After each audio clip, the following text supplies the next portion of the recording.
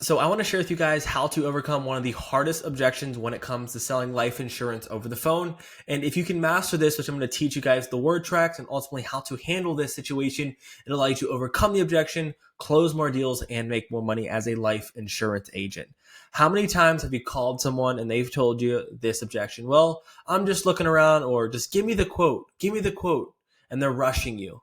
Okay, this is an opportunity that probably breaks most life insurance agent. And if you can't handle this, you're going to get hung up on, they're going to be really upset, and also I'm going to teach you guys how to have control. So I got this question in my school community here. It says, I just ordered a free final expense fresh lead. So this individual just bought the lead. Maybe you're spending $12 or $15 for a brand new lead, and it's wasted because you don't know how to solve this objection, and I'm going to fix that for you. So you call in and they say, what do I do when someone says, I need quotes right now? Give me the quote. Give me the quote. What's the quote? What's the quote? One of the toughest objections that you need to be able to handle and ultimately understand. So when someone tells you that I need to, give me the quote, I want you to understand this.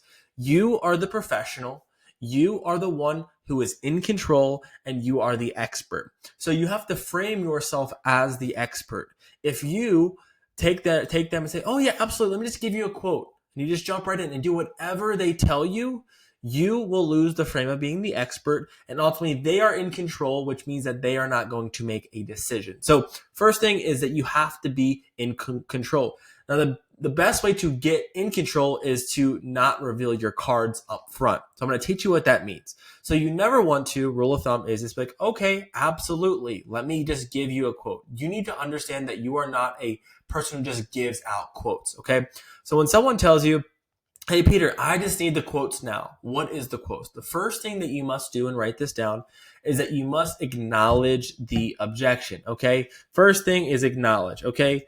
Because you need to, number one, you need to be able to bring their guard down. If they're like, give me a quote, and you're like, oh, wait, I'm not giving you a quote yet, they're going to get pissed off and they're going to hang up on you, okay? So how do you bring their guard down? You acknowledge their objection. So what you say is, absolutely, John, I'd love to be able to get you a quote. But before I can get you a quote, I just got to understand, were you looking to leave something behind for the family, or are you just trying to leave something behind, leave something extra to your loved ones, okay? So you need to first acknowledge, and then you need to ask a question, okay? When you're in sales, you cannot get stumped if you end with a question. I want you guys to remember this. If someone tells me what's the quote and you give them a price, that's a statement. If someone says, are you almost done yet? And you say, yes, that's a statement. But to always get power, to always get that control that I talked about in your sales process, because you have to be in control. You have to be steering the conversation. You always want to end with a question, okay? So if someone says, can you just give me the quote? You acknowledge, absolutely, I'd love to be able to get you a quote. But before I can get you a quote, I need to first understand how I can best help you. Are you a smoker? Or are you a diabetic? Or what were you leaving behind? Now they might ask, why do you need all this information? And this is a follow-up from that lead. Why do you need all this information? So I want you to understand this second frame of mind, okay? When you go to your doctor's office and you tell them that you have a back problem, you don't just go into the doctor's office and say, hey, doctor, I have a back problem. Give me medication. I want the Percocets, okay? You probably don't do that. They're first going to understand, well, where's the pain at? What are you going through? How is that impacting your life? And then they're going to offer a solution. So the doctor is the professional, and you need information to help be able to make the solution, okay? So if you don't have the information, you don't know how to help someone. So if you just give quotes out because you give quotes out like candy, you don't know if you're actually providing any type of benefit, you don't know if they're actually solving the problem, and you don't know how you can help them, okay? So when someone says, why are you asking me so many questions? You need to understand that well, I'm just trying to understand your situation. Miss Betty, I understand. I'm just trying to ask you questions to see how I can best help you. I want to make sure that your family is in good hands, okay? So on top of this, if you're getting a lot of questions like this, people tell you, why are you asking me so many questions? Come on, hurry up. Why are you asking me so many questions? It's because of two problems. Number one, your speed of the process is an issue. And number two, your tonality when you ask the questions is a problem. For example, when it comes to speed, if you are speaking to Miss Betty really slowly and you're engaging with her, she's going to appreciate that.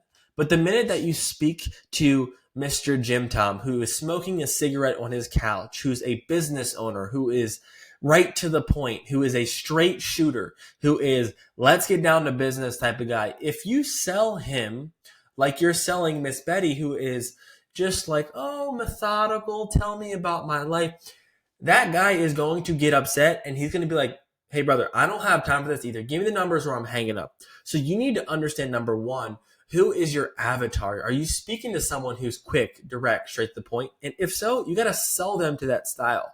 Or are you selling Miss Betty, who is very slow spoken, really curious, tells you all about her family, and is open to build rapport? If so, you want to sell to that style that matches her. This is called the chameleon principle. You want to match your environment. If someone's quick, fast, let's get to the point, you want to be quick, fast, and get to the point. If Miss Betty is slow and sweet and curious, you want to go ahead and match that. So the first thing is your speed has to match your avatar.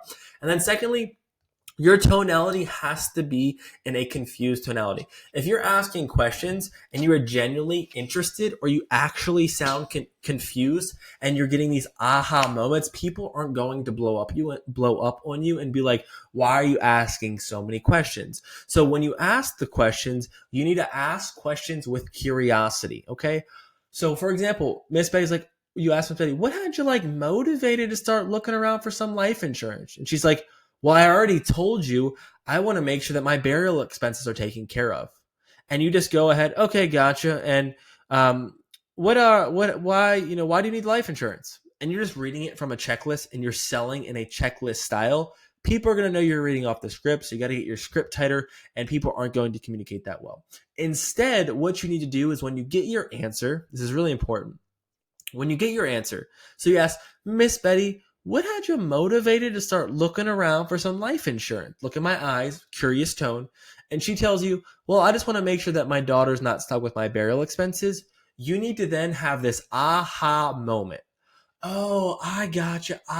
That makes sense. I hear you. So it sounds like that if something happens, you want your daughter to not be stuck with your burial expenses. Is that about right?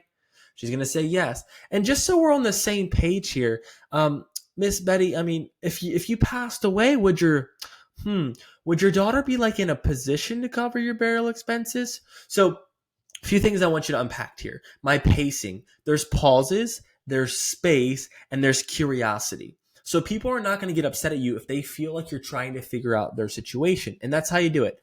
Pauses, create space, and create curiosity, and create a physical presence of like, you're just trying to figure it all out. And if that is the case, and you can match the avatar, and you can ask questions with curiosity, you will get less of why are you asking me so many questions? Because if you're looking down at your script and you're just reading it like this, okay, this check 1, question 2, question 3, question 4, people are going to get pissed off and they're going to want to ask, what are we doing here?